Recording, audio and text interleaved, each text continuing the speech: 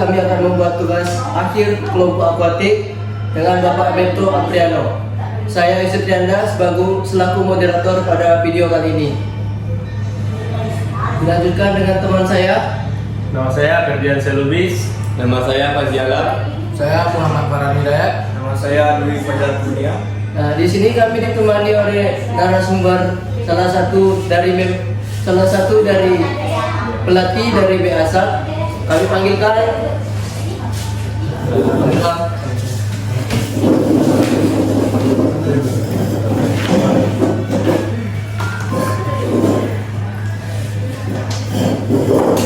Dulu Pak.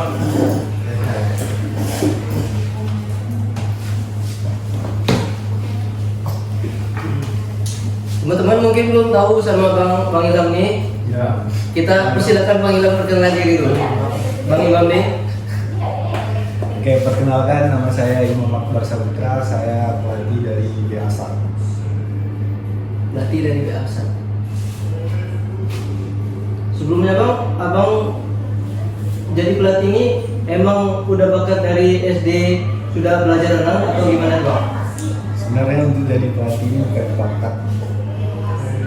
Bakat tuh pelatih itu dia ada pelatihan khusus sama bakat bisa juga pada cara kita melatih. Jadi Bang, Abang udah bisa Bang mengajar anak TK Bang? Dari TK, abang udah pernah ngajar. Kalau untuk pengalaman, abang pernah ngajar TK, SMP, SD, SMA, orang kuliah juga. Yang lanjut apa juga orang tua, lansia, sama yang ini orang yang berkebutuhan khusus. Jadi Abang udah coba juga yang latih Bang? Kalau untuk di dunia renang, abang kenalnya dari umur 3 tahun. Udah mulai kenal mulai. Mengenal dasar. Kalau untuk melatih, abang mulai melatih dari 2015 di pertama kali abang melatih di Sumatera Utara. Terus lanjut kuliah, pindah melatih di sini di Padang di klub BASAT. Ngomong-ngomong itu tadi Bang, Abang sendiri dari mana tuh Bang kotanya Bang? Kalau asli abang sebenarnya abang asli orang Minang, asli Maninjau. Cuman abang besarnya lahir di Padang Sidimpuan, besar di Padang Sidimpuan. Terus jadi akhirnya juga di Sumatera Utara.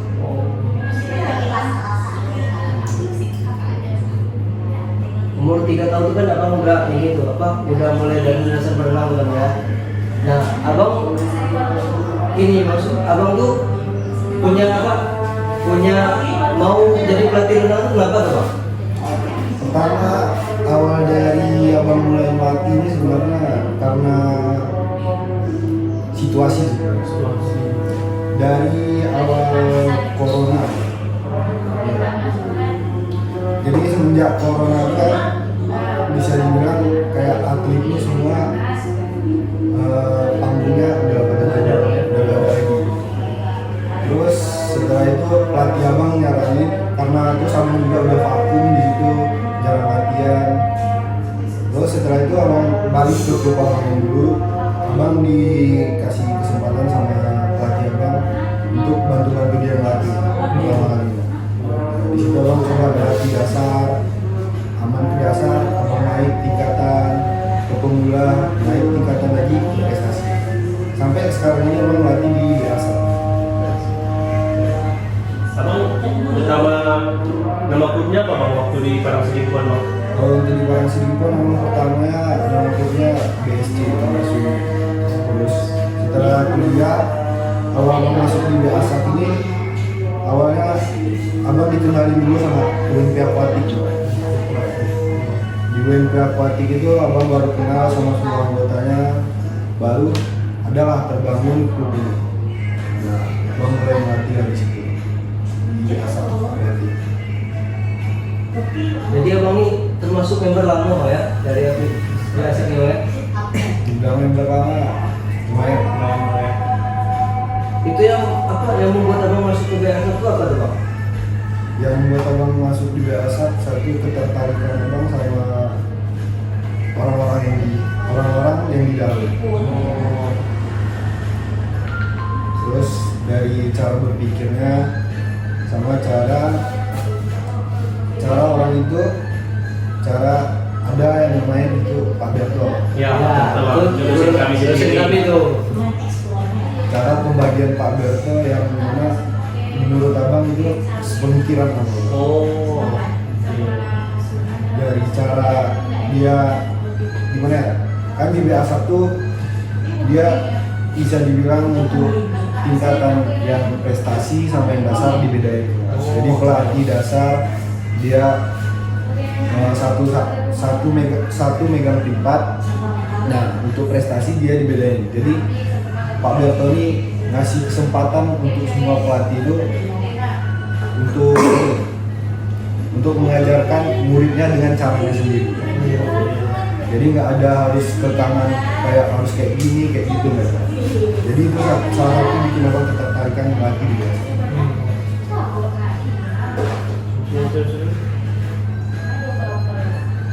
Jadi bang kan kami ini ada tugas bang dari Pak Berto. Ada sebuah pertanyaan bang.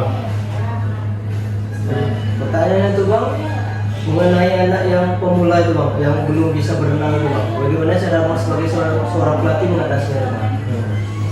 Pertanyaan tadi yang bagus, mungkin nih pertanyaan-pertanyaan yang dimana orang semua pasti nanyain dari orang tua murid gimana caranya ya Iya. Sebenarnya tergantung usia sama anaknya, usia sama muridnya nih. Kayak untuk ngelatih dasarnya ya, kalau untuk program dasarnya ya kayak kayak semua pelatih ya muncul gimana gerakannya. Cuman itu kan programnya.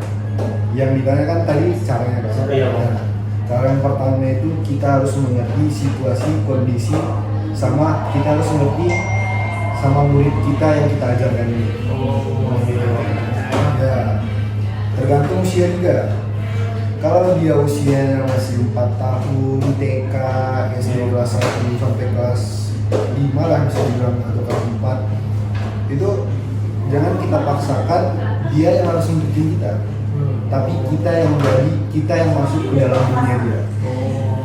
Jadi tahu kan, untuk anak yang dari, apalagi kalian ini PO kan, pendidikan olahraga, kalian juga kalau misalnya kalian disuruh ngajar hampir 11-12 sama kalian, kalau ketemu anak yang segitu kecil, jangan dipaksakan dia masuk ke dunia kalian, tapi kalian yang masuk ke dunia dia.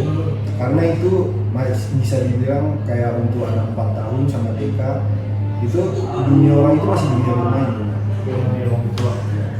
Salah satunya boleh kita masuk ke dunia dia, tapi kita ingatkan juga, kita ingatkan sama kita arahkan. Itu dia.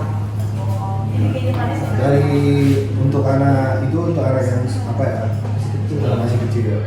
Kalau yang untuk SMA, SMP, SMA mungkin udah bisa diarahkan, lebih mudah kita ngelatihnya.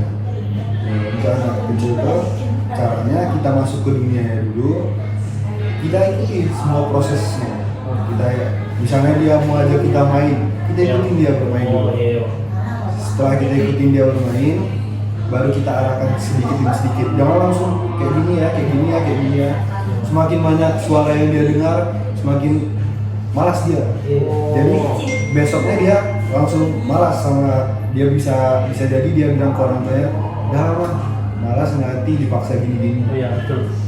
Apalagi anak kecil itu kan udah bosan bang ya. Nah, itu dia. Apalagi anak kecil itu udah bosan, udah ngerti lah mood anak kecil. Iya.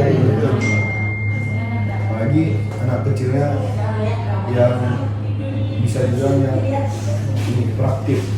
Nah, itu sebenarnya seru melatihnya. Dan anak hiperaktif itu seru, karena dia kan aktif sana sini. Jadi itu kayak yang tadi pertama kali, kita yang masuk ke dunia itu, kita ikuti cara bermain dia, kita arahkan pelan-pelan. Mungkin untuk dasarnya kita bisa mengajarkan dia dulu untuk atur pernapasan. Oh, pernapasan. Atur pernapasan mungkin mulai dari mulut dulu, setelah dari mulut baru dari hidung. Setelah dari hidung baru nanti kita ajarkan dia cara pompa, kan itu pompa misalnya ya, keluar masuk air. Iya. Jadi pernapasannya dihirup dari mulut, dikeluarkan dari hidung. Oh ya. Jadi bang, sebaiknya kita ngajari sebuah anak ini di pagi hari, siang atau sore bang? Waktunya bang. Kalau untuk waktu sebenarnya nggak ada masalah. Kapanpun waktunya bisa. Intinya lihat kondisi juga. Kalau kolamnya yang terbuka jangan diajak di sini.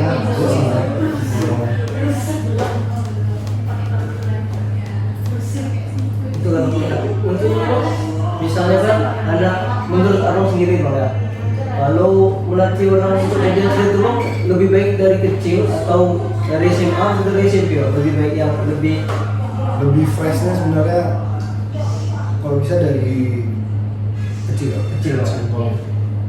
Kalau mau dia matang, ajari yang aku kalau untuk renang ya. Kalau menurut abang dari 4 tahun tuh udah mulai lah. Walaupun nggak usah dipaksain untuk jadi atlet dulu, setidaknya dia bisa mengenal dasarnya, mengenal air. Jadi kita arahin dulu ketertarikan dia dengan air. Jangan langsung dipaksain harus jadi atlet gini. Lihat ketertarikan anak juga. Kita nggak bisa paksain anak dia misalnya dia harus jadi atlet renang, tapi sedangkan dia nggak senang sama Iya. renang. Kita paksain nanti tiba-tiba di tengah jalan putus. Nah itu tuh bisa dilihat dari itu budaya pelatih. Pelatih itu bisa dia melihat mana bakat anak itu dari kecil, mana yang enggak. Semua anak tuh udah diatur semua bakatnya. Tergantung mood sama kesenangan dia. Jadi pelatih punya pandangan bang ya, anak itu bisa jadi atlet atau Nah, tidak bisa lihat bang ya. pelatih itu punya pandangan tersendiri. Dari renang dasar juga pelatih itu Tahu bang. tahu gimana. Itu untuk ini bang, apa orang yang belum bisa kan bang. Nah ini pertanyaan kedua yang bang, bagaimana menghilangkan rasa trauma dari orang bang? Untuk menghilangkan rasa trauma, misalnya traumanya dia akan tenggelam lah. Ya, betul bang. Tenggelam. Misalnya untuk anak kecil, anak SD atau apa, anak SMA, trauma itu kan kayak rasa ketakutan, Betul. ketakutan diri kita. Nah itu caranya sama kayak kita melatih dasar tadi, nggak bisa kita paksain langsung. Jadi kita jelasin dulu. Kalau untuk SMP SMA mungkin misalnya kita jelasin. Nah kita bantu juga. Pokoknya itu cara pelatih untuk orang-orang yang trauma sama air itu bisa dialihkan. Misalnya kalau untuk anak-anak intinya bermain dulu, diajak cerita, bisa komunikasi. Pokoknya kita lupakan dia, kenangan dia yang tenggelam itu. Jangan ingatin dia sama hal itu. Mungkin bisa untuk dasarnya kita bisa ajak main-main di pinggir kolam aja dulu. Main di pinggir kolam. Siapa yang di pinggir kolam nanti itu untuk anak-anak atau yang lainnya. Kita cerita-cerita, ngobrol. Nggak semua harus tentang renang kita ngobrol. Oh ya. Yang penting kita dekat sama dia. Nah orang yang punya trauma ini dari pengalaman abang, orang itu bakal percaya sama kita kalau kita udah dekat sama dia. Jadi nggak bisa kita langsung baru kenal, langsung apa? Iya. Oh ya. Itu tingkat trauma dia pasti langsung naik, langsung nggak berani lihat air itu takut. Ya, betul. Makanya di situ gunanya komunikasi. Nah, kita ajak ngobrol dulu. Pokoknya jangan kita arahin bahwa air itu menyeramkan. Malah kalau kalian udah pandai berenang itu, kalian udah pandai berenang, orang-orang yang udah pandai berenang itu lebih susah itu tenggelam daripada berenang. Logikanya Ya. ini ya. Kalau kalian lihat orang-orang yang tenggelam, waktu dia tenggelam itu, kalian lihat, Iya. dia kan sempat minta tolong. Ya, kayak di atas lah. Panik ya, panik. Kayak mana? Coba kita logika kita, orang yang minta tolong itu kita ubah dengan cara dia mengambil napas santai aja. Oh, iya. Jadi dia ngatur napasnya, dia paling tolong. Iya, iya. Sedangkan itu bikin badan kita lemas, mengeluarkan banyak oksigen dari betul. tubuh kita. Itu yang bikin kita tenggelam. Karena kalau kita tahan aja oksigen, itu bakal ngasih kita mati. Orang yang tenggelam itu dia udah habis oksigen dari mulutnya, nah terus semua air itu udah masuk ke dalam, udah masuk, nah itu kan tenggelam di bawah. Ya, betul. Udah penuh air di dalam tubuhnya, kan ngapa lagi? Ya. Nah itu yang kebanyakan orang meninggal. Oh, iya. Nah itu yang mengakibatkan trauma. Ada juga dia traumanya karena cuma melihat orang aja. Jadi orang Kok bisa gitu Bang ya? iya, tenggelam jadi dia trauma. Itu tenggelam berkali. Oh. Ada juga yang karena mitos. Oh. Nah, tahu kan? Iya, iya, Bang. Jadi orang tuh kayak, ini kata orang kolam ini makan korban. Ya, ya, tahu Bang ya. Setiap bulan makan korban. Nanti aku aja langsung.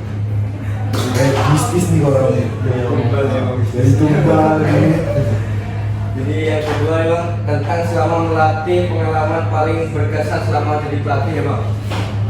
Pengalaman paling berkesan selama melatih itu melihat murid kita sukses. Bisa mencapai prestasi ya Bang. Gak usah mencapai prestasi, melihat waktunya dari yang 1 menit ke misalnya 49 detik aja. Dari 1 menit ke 49 detik itu aja udah bikin hati kita senang. Iya, Bang. Itu udah naik dari 1 detik aja, itu udah bikin kita senang dalam hidup kita. Nah itu apa tadi pertanyaannya? Tantangan paling berkesan apa? Pengalaman berkesan itu melihat murid kita berhasil sama melihat senyum dari orang tua murid kita. Ada peningkatan di murid itu senang juga Pak? Iya, ada peningkatan di murid. Kita lihat ada peningkatan di murid, otomatis orang tua juga senang. Ya, kita pun senang.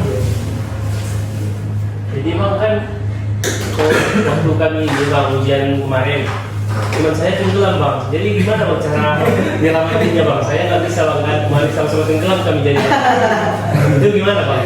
Cara nyelamatinnya Bang? Cara nyelamatinnya, kalau untuk cara nyelamatinnya tuh dia ada cara-cara tersendiri ya. Yang pertama, Ya. yang orang yang ingin menyelamatkan harus pandai berenang dulu. Oh. Ini yang berbeda tuh Bang. Kan ada apa? Kayak ban itu Bang. Nah udah dilanting ban itu Bang. Pas badan dilanting nggak ada dia, nggak ada ditarik dia Bang. Malah perdinya benar mati, perdinya itu. Ya itu Bang. Nah iya, untuk SOP kolam itu kan dia harus ada ban ngecek ban tadi kan. Nah, itu kita kan udah lempar dulu. Iya. Kadang orang yang tenggelam ini Nggak tahu juga. nggak dia Ada panik Bang. Karena panik Karena kan. udah panik. Kayak aku bilang tadi udah muter-muter energi mungkin. caranya cuma satu, yang menyelamatkan harus pandai berenang. Berarti belum ada. Sekali ya.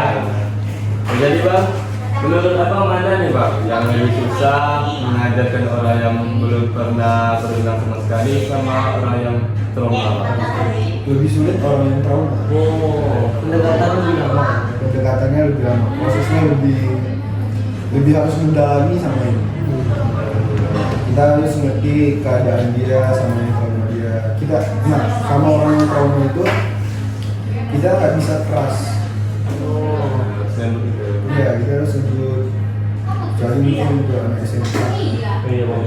udah di ujung udah 100 kali pertemuan, nyentuh air pun nggak berani. Iya. Mungkin bolehlah kita paksain sedikit. Tapi kalau untuk anak kecil jangan, karena itu bakal meningkatin rasa trauma dia. Kita ajak aja bermain kalau anak kecil, ajak bermain, cerita-cerita. Sama kayak yang tadi kita masuk ke dunia dia, kita kenalkan sama dia air itu, kita jauhkan rasa takut dia dari air itu, kan banyak. Main di pinggir kolam itu ada itu salah satu cara untuk menghilangin trauma juga.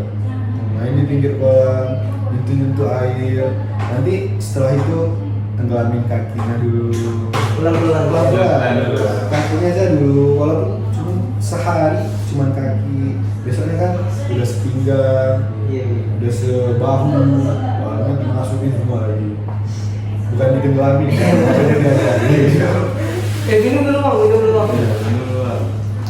Nek, jangan lupa dimakan. Santai ya. Jadi memang betul bang kalau kita berenang ini bisa menghilangkan stres bang. Bisa. Oh. Yang berenang ini saatnya hilangkan stres dulu. Hilangkan stres, semua bisa dibantu. Wow. Ini bang, pertanyaan bang. Kan biasanya orang bilang kan berenang biar tambah tinggi. Nah itu gimana bang? Betul nggak coba? Nah, itu dia. Kalau menurut abang, Iya bang. berenang bikin tambah tinggi. Sebenarnya itu tergantung genetik, itu menurut abang. Oh. Kalau memang genetik dia orang tua dia pendek, semuanya dipaksain berenang sampai jadi bubur nggak apa-apa. Mau dikasih suplemen apapun, iya nggak bakal tinggi. Karena gimana ya, renang ini mungkin kalau menurut abang pemacu biar cepat tinggi aja sampai masa pertumbuhannya habis. Kalau untuk biar bisa tinggi, nah itu tergantung genetik sih. Mau dia berenang 1000 kali, 100 kali, setiap hari ya. Terus yang lebih lagi Iya. bang. Kalau memang iya berarti atlet yang dari kecil udah stoer ya. Ada yang mau tanya lagi bang? Tahap-tahap untuk melatih orang yang keterbatasan sama orang tua itu banyak yang mana Pak Yu? Keterbatasan sama orang tua maksudnya? Maksudnya yang udah lanjut usia sama yang kurang Oh, benar. Ya. Usia gitu. Ya. tahap-tahapnya banyak yang mana? Tahap-tahapnya mungkin lah orang lansia ini kan nggak semuanya ada yang sehat. Ya. Pasti orang itu ada yang pernah nih bisa terapi. Nah kita tanya dulu, ini ibu apa pengalamannya kok bisa mau berenang gitu. Kalau dia bilang ya pengen berenang soalnya dari dulu nggak bisa berenang, nah kita kan latih dasar kayak gimana kita melatih orang dasar kayak biasanya. Nah kalau misalnya ada dia yang untuk terapi kayak salah terjepit kan, itu kan dia pasti ada cara-cara yang khusus. Nah itu baru itu bisa dibilang tergantung programnya. Program sama misalnya kan orang tua ini banyak lah dia nggak bisa gini ada sakit ini katanya. Nah, jadi pengen berenang. Nah, tanya dulu sakitnya di bagian mana, yang mau diterapi di bagian mana, apa penyakitnya, ini siap operasi jadi ya, belum bisa gini, nanti agak diarahin pelan-pelan ke misalnya di arah bahu, agak diarahin pelan-pelan, mungkin di gaya bebas untuk cara tertentu juga gitu. Kalau orang tua yang yang lansia pengen biar bisa pandai berenang kan, ya kayak dasarnya, tapi jangan dipaksain. Kalau dia capek, udah stop dulu, kasih dia minum istirahat. Nah, capek sedikit lagi, bisa lu. Ngerti orang tua. Sesak nafas ya, soalnya kalau menurut abang ya, jadi pelatih renang itu udah termasuk setengah dari badan kita itu letaknya di penjara. Iya, ya. Banyak resiko besar. Iya, resikonya besar. Soalnya ada apapun yang kejadian di kolam sama di kolam, pasti yang kena pelatihan. Tanggung jawab bang ya. Iya. Karena bukan abang membandingin sama olahraga yang lain ya. Mungkin resikonya sama-sama banyak kan. Iya. Kalau di renang kan, soalnya ini pelatihan satu, muridnya 20. Iya. Emang bisa dia jamin dia kelihatan gitu. Betul betul bang. Kalau untuk orang-orang dewasa yang dia latihnya, mungkin senior dilatihnya bisa lah dia megang 20 orang. Nah itu dia abang sukanya sama konsep biasa. Orang itu punya pelatih, satu pelatih, satu murid untuk mendidikan. Jadi nampak dia fokusan pelatih sama kefokusan kita sama murid itu. Jadi kita fokus cuma sama satu murid itu. Nah, kalau yang untuk senior itu cuma kita baca-baca saja. Ini dengan segini. Kalau itu dasar kita suruh ini benar kesana ya, ini pelatihnya tenggelam tiba-tiba tahu pelatihnya nggak pajak benar ya ada nampak korban jadi gerak dasar yang kita ajarkan kepada seseorang ini bang, gaya renangnya gaya apa dulu bang? Renang gaya dada atau gaya bebas bang? nah itu kalau antara gaya bebas atau gaya dada tergantung anaknya. Kalau menurut abang tergantung anaknya di mana dia kesenangan gerakan itu. Tapi kalau saran abang itu di gaya bebas. Gaya bebas. Memang banyak orang dia nggak dasar di gaya bebas, nggak dasar di gaya dada. Gimana ya? Yang dua ini memang pokok dari dasar. Jadi kalau untuk ambil jalan tengahnya dilihat anaknya senang di gaya mana dulu. Kalau dari abang selama ini abang latih lebih banyak kalau melihat anak-anak ini untuk anak-anak ya sama untuk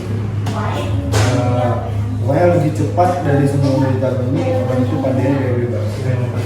Karena kalau untuk keunggulan gaya bebas ini menurut abang di satu sisi kalau untuk anak SMA yang mau tes itu kan sangat perlu kecepatan. Iya. Itu perlu untuk di gaya bebas. Kalau untuk anak dasar, anak SD atau apa, gaya bebas ini bisa juga salah satu pemicu biar anak ini makin senang sama renang. Jadi bisa kita seret untuk jadi atlet. Itu dia. Tapi bang, ada juga bang, orang tuh udah bisa berenang bang, tapi dia tuh takut yang di bagian dalam. Nah, itu dia yang juga trauma yang tadi. Trauma yang tadi itu kan sebenarnya rasa takut. Dia berenang karena apa? Karena dia belum pernah coba. Dia tahu dia pandai renang, tapi dia berenangnya memang dia jago berenangnya, tapi di kolam segini semua. Belum pernah coba kolam 2 meter. Jadi dia cuma coba kolam 1 meter yang sedagu-dagu dia. Padahal dia bisa berenang. Intinya dia harus coba. Ini bang pertanyaan terakhir bang. Pengalaman lucu bang selama melatih itu ada nggak? Pengalaman lucu pas melatih itu Melatih dari anak kecil atau SMA atau dewasa lah. abang paling lucunya sama paling capek itu melatih yang anak berkebutuhan khusus. Kenapa itu? Itu sebelum itu bang, udah berapa anak bang latih berkebutuhan khusus? Kalau untuk pengalaman kan lama kan. Jadi ada satu cerita bang dulu waktu melatih anak berkebutuhan khusus ini. Nah, abang melatih. Nah, setelah abang ngajak dia udah kami udah selesai latihan. Jadi abang ngajak dia untuk main-main dulu. Main-main. Kalau anak berkebutuhan khusus nih semua nggak bisa kita paksain ya. Ya, betul. Dia pasti pengen maunya dia gitu. Abang ajak bermain. Jadi ada satu sisi orang tuanya ini ngajak abang ngobrol. Ya. Nah, karena abang pede kan, kolam ini cuma segini. Soalnya kolam 2 meternya itu di sana di ujung. Iya. Oh bisa bang ya? Iya, jadi itu cobaan abang juga. Jadi abang ngobrol sebentar sama mamanya. Abang ngobrol sama bundanya, mamanya. Nah, baru nggak lama ngobrol, cuma mamanya cuma nanya gimana progres anaknya. Jadi abang jelasin kan. Nah, abang firasat abang dia masih di kaki abang main-main. Pas abang lihat dia udah lari ke kolam 2 meter. Nah, di situ kan panik kalau lari kejar. Cuman abang tatap dari jauh. Abang tatap dari jauh, dia melompat, abang dia ini dia. Abang melompat, nah ternyata dia praktekin hal yang abang ajarin dasarnya. Nah, pas dia udah capek, udah mau mungkin udah mau tenggelam, abang lihat, baru abang bantu. Cuman itu tergantung pelatihnya ya. Tergantung cara pelatih melihat muridnya. Jadi tak bisa mentang-mentang kayak udah ajarin anaknya renang kayaknya dia lari kayak gitu.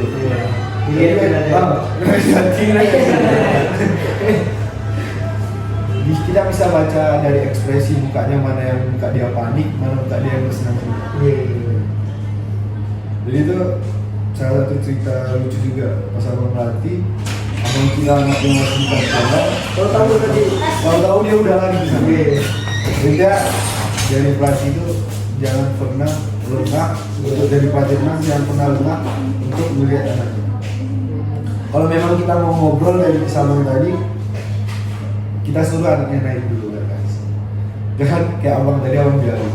Itu karena abang pede kolamnya cuma selutut abang, jadi abang udah main lah abang bilang. Tahu-tahu ya. Saya dia nggak berpikir itu. Abang juga sama abang di situ kan. Abang terlalu percaya. Itulah bang. Masih banyak bang ya. Itulah kawan-kawan tugas akhir kelompok kami. Semoga apa yang Bang Imam sampaikan dapat membantu kawan-kawan semua dan bermanfaat untuk kawan-kawan semua. Kami akhiri. Wassalamualaikum warahmatullahi wabarakatuh.